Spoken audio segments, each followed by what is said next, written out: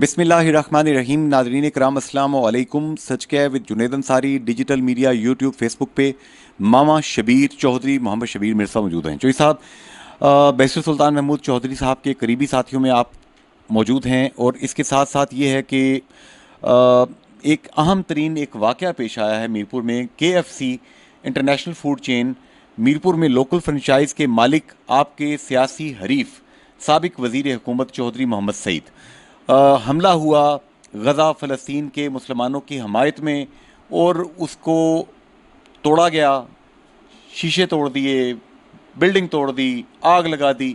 ये सब कुछ क्या हुआ, इसको आप क्या कहते हैं? पहले तो बहुत शुक्रिया आपका। देखें जी, बैरिस्टर सुल्तान साहब हमारे भाई हैं बड़े। मैं ये समझता हूँ कि ये जो KFC पे हमला हुआ है ये ज़्यादती है। इसमें इंतज़ामिया को पहले पता होना चाहिए था कि मुझे जो इतला है, बैरिस्टर सुल्तान तो बड़े भाई हैं, चौधरी सईद की जगह थी। मैं वो बता रहा हूँ। आपने पहले मुझे जो बताया कि बैरिस्टर साहब के, हाँ, तो मैं बड़े भाई हैं वो मेरे। देखिए, जो सईद साहब भी हमारे भाई हैं, सियासी हरीफ होना एक और बात है। देखिए, सियासत अपनी जगह है, लेकिन उनके कारोबार को मुतासर किया गया, डैमेज किया गया, ये सरासर ज़्यादती है।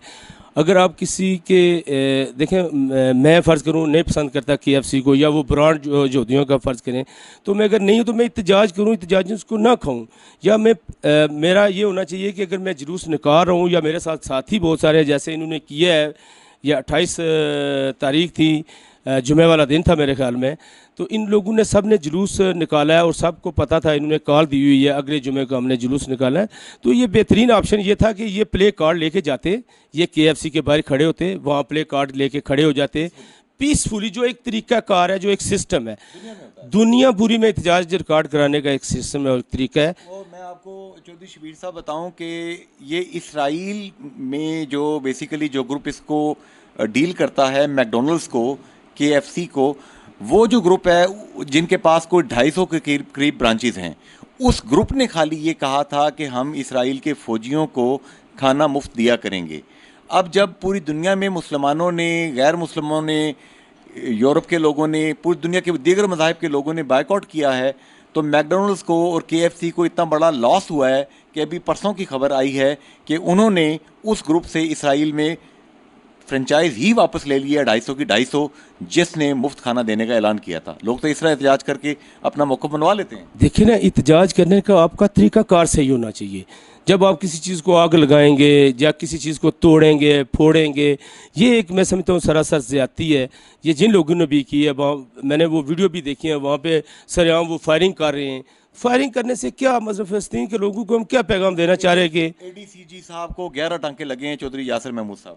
सर जी, वो भी हमारे भाई हैं, इमरान चौधरी साहब हैं, उनको भी लगी है, वो भतीजा भी है छोटा हमारा। तो रहमान साहब को देखें, जिनको भी लगी है वो हमारे सारे अपने हैं, लेकिन जिन्होंने किया है वो भी सारे अपने हैं। अच्छा, अब बड़ा एक मसला है। मेरी कल यासिर सुल्तान साहब वज़ीर हुकूमत, उनसे मुलाकात हुई। वो बहुत परेशान थे, उनको बहुत से काउंसलर्स ने घेर रखा था और वो सब कह रहे थे कि हमारे इतने बंदे पुलिस ने उठा लिए हैं जो बेगुनाह हैं। खड़ी शरीफ से लेके मीरपुर तक आपके काउंसलर्स एहतजाज कर रहे हैं कि मीरपुर की पुलिस ने नंबर पूरे करने के लिए बहुत से लोग उठा लिए हैं जिनका इस वाक़े में तल्लक ही कोई नहीं है और वो मौके पे मौजूद ही नहीं थे। क्या कहते हैं आप? बात आपकी दुरुस्त है। ये मैं भी समझता हूँ कि कुछ लोग, मैंने एक वीडियो देखी है, जो पुलिस वाले उनको मार रहे हैं, जो वो होटल के ऊपर चाय पी रहे थे, बैठे हुए थे, उनका मालिक भी मारते हुए लेके जा रहे हैं। ये सरासर ज़्यादती है। जिन लोगों ने ये काम किया उनके साथ आप करें तो कुछ समझ आती है। जिन लोगों का इसमें अमल दखल नहीं है, कोई गुजरा वहाँ से, आपने उसको उठा लिया। दूसरी बात यह है जी कि देखें, अगर नहीं, मैं देखें ना, मैं समझता हूँ कि अगर यासिर सुल्तान इस कमेटी का मेंबर भी है और कर्नल वकार साहब जो है वो उसके चेयरमैन हैं, तो मेरा ख्याल ये था कि मुझे जो 2 दिन पहले इतला मिली थी कि ये इसको आज वाइंड अप हो जाना चाहिए था। जैसे DSP जो अंसर साहब ने बड़ा अच्छा इसका जो है ना वो उन्होंने तहकीकात की और 12 बंदों को उन्होंने रिहा किया है। मैं समझता हूँ अभी भी इसमें बहुत सारे ऐसे मामलात हैं जो देखे जा सकते हैं और ऐसे लोग भी हैं। मेरी पर्सनली यासिर साहब से बात हुई थी कि आप ऐसा करें, शख्सी ज़मानत पे SP साहब को कहें या DI साहब को कहें कि इनको छोड़ दें ईद के लिए। अगर आप समझते हैं कि ये मुलव्वस हैं तो वो बंदा आपको दोबारा पेश कर देंगे। इतना बड़ा सानिया नहीं हुआ कि आप दफ़ा उनके देखें ना दफ़ा आपने 6 लगा दी है, 6B जो दहशतगर्दी में आती है। शायद उसमें कोई 10, 15, 20 लोग होंगे जिन्होंने ये वाक़या किया होगा, बाकी करने वाले तो नहीं थे। बाकियों के साथ तो ज्यादती हो गई। अब 354 के लगभग बंदे हैं, अच्छा ये किसने देखने हैं? लेकिन एक चीज़ ये है, देखिए सदर हुकूमत आपके हैं, सदर आज़ाद कश्मीर बैरिस्टर सुल्तान महमूद चौधरी, वज़ीर सारे आपके हैं। तो मामा शबीर साहब देखिए, ये जो जितना वाक़या पेश आया है इसके पीछे कुछ तो है ना, कोई ऐसी खुफिया बात है, कोई खुफिया हाथ हैं, कोई साजिशी अनासर हैं जिन्होंने ये प्लान किया, वरना पुलिस कच्ची अक्की तो नहीं मारी जा सकती। मीरपुर की पुलिस तो बड़ी मिसाली पुलिस रही है।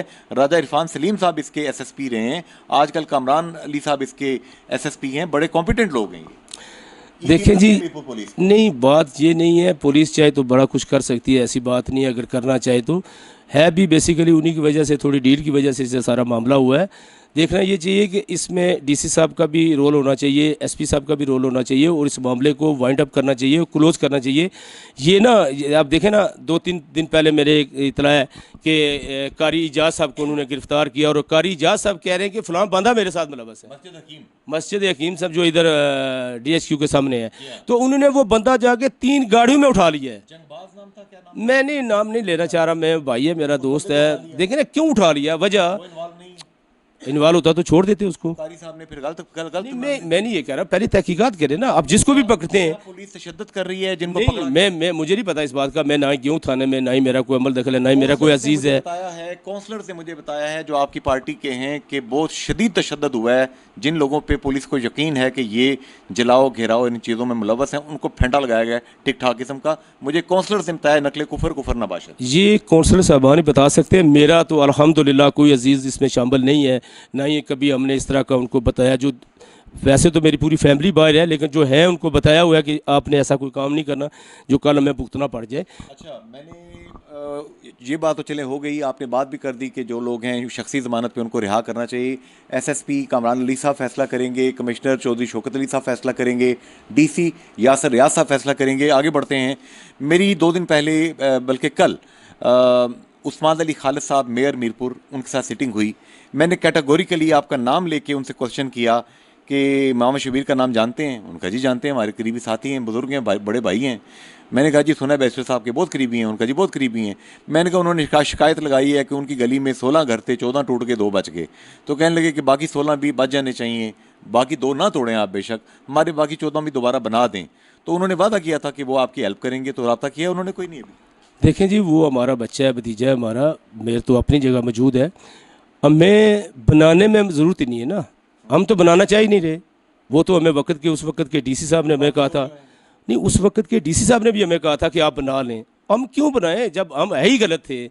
हमारे पास जो ज़मीन अलाट है, जो हमें साइज़ अलाट है, हम उसके बाद तजावज़ करेंगे। ऊपर से ये ग्रीन बेल्ट है, तो ये ग्रीन बेल्ट की समझ होनी चाहिए कि ग्रीन बेल्ट अलाट भी नहीं हो सकता और आप उसके ऊपर कब्जा भी नहीं कर सकते। तो फिर इसका मतलब है बाकी 2 जिन्होंने बनाया है उनको भी हदूद में लाया जाए। वो देखें, हमने वो तुड़वाए थे दोनों। यहाँ पे हमने 6 घंटे गाड़ियाँ बल्दिया की रोकी थी, जो फयाज साहब थे उस वक्त। अभी तो चले हमारे भाई आ गए हैं, मैयों साहब, इनका भी बड़ा इम्तिहान है, अभी इनका भी इम्तिहान पड़ने वाला है।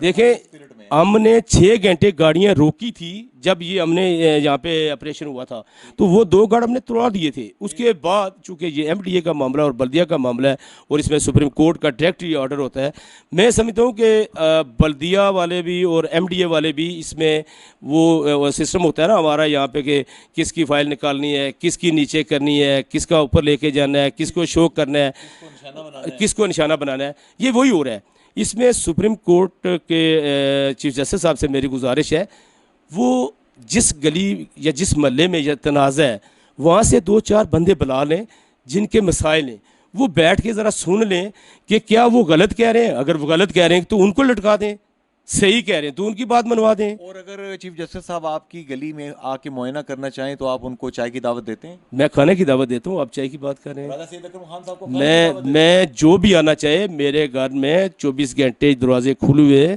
खाना खाएं, चाय पिएं, बैठें, मेरा घर खुला हुआ है 24 घंटे। और आम व ख़ास के लिए वो तो देखें, मैंने ये कहा है कि हर आम व ख़ास के लिए खुले हुए हैं। वो तो चीफ जस्टिस आज़ाद कश्मीर हैं, वो तो बहुत बड़ी मतलब शख्सियात हैं, तो किसी वक्त भी आ सकती है। केस की शफाफ वो इंक्वायरी करा लें, आप ये बात कह रहे हैं? देखें, वो करवा लें तो बड़ी मेहरबानी है उनकी, लेकिन मुझे नहीं लगता ये इदारे उनसे, मैं सच्ची बात बताऊँ ना, नहीं नाउमीदी की बात नहीं है। ये इदारे इस किस्म दलदल में फंस गए ना, अब किसकी हाथ ऊपर रखेंगे? अब वो 5, अच्छा हम वकील क्यों करें जी? अंसारी साहब, मैं किसी के पास गया था तो उन्होंने कहा जी कि आपने अगर जज साहब को मिलना है तो आप वकील करके मिल लें। तो मैंने कहा यार, अगर हमने वकील को पैसे दे के मिलना है ना, फिर मामा शबीर नहीं जान रहा, जो मर्जी हो। लोग आपको देख रहे हैं, ईद का मौका है, ईद उल फितर का मौका है, कश्मीरियों के दिल ज़ख्मी हैं, फ़लस्तीनियों के दिल ज़ख्मी हैं, मीरपुरियों के दिल ज़ख्मी हैं, जगह जगह पे चैलेंज है। आप क्या पैगाम देंगे ईद उल फितर के मौका पर? दुनिया जहान में ओवरसीज़ बहन भाई बरतानिया में बिलखुसूस आपको देख रहे हैं, मामा शबीर क्या पैगाम देते हैं मीरपुर की ज़मीन से उनको? देखें जी, जितने भी हमारे जो शोधा हैं, आज़ाद कश्मीर के हैं, फ़लस्तीन के हैं, या शाम के हैं, या अदर किस कश्मीर के हमारे जो हैं लोग हैं, अल्लाह ताला उनको सबको जन्नत फिरदौस में आला जगह अता फरमाए। और जो अभी मौजूद हैं, जो ज़िंदा लोग हैं, अल्लाह ताला उनको अपने हिफ्ज़ व अमान में रखे और उनको जो है ना कफ़ार के ऊपर फ़तह नसीब करे, क्योंकि हमारी जो फ़तह है उसी में हमारी जो है ना बेहतरी है।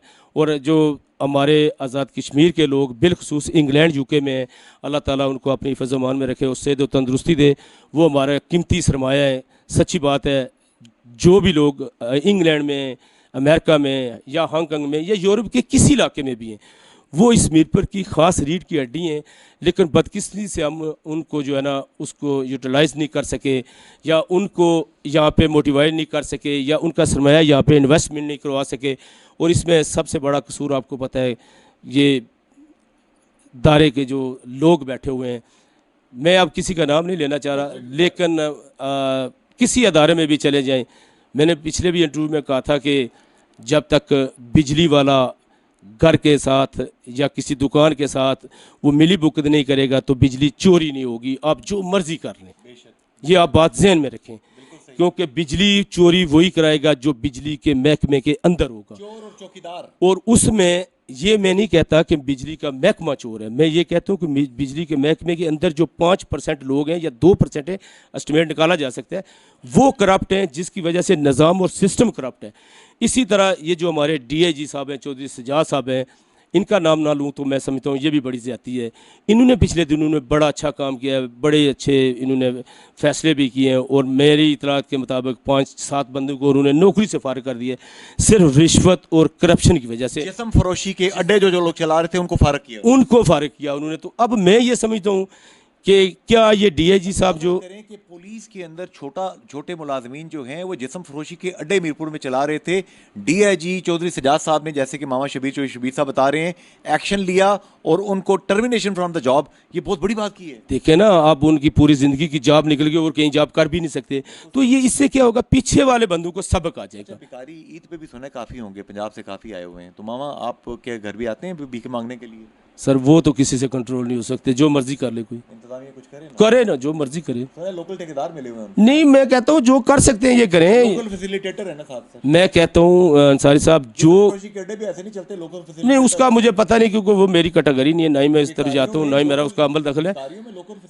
बेकारियों की जहाँ तक बात है ना, वो इनके बस की बात नहीं है। हाँ, चलें देख लेते हैं, वो इनके बस की बात नहीं है। आज के इस प्रोग्राम से जुनैद अंसारी इस पैगाम के साथ इजाज़त चाहता है कि रमज़ान का पैगाम ये है कि हम भूख और प्यास के ज़रिए, सब्र के ज़रिए ये सीखें कि लेस प्रिविलेज्ड जो बहन भाई हैं, उनके गम में, उनके दर्द में, उनकी दुख में, उनकी भूख में और उनके प्यास में कैसे उनके काम आना है। आइए हम भी मामा शबीर की तरह उनके काम आने की कोशिश करें। फ़ी अमान अल्लाह, अल्लाह हाफ़िज़ एंड गुड बाय।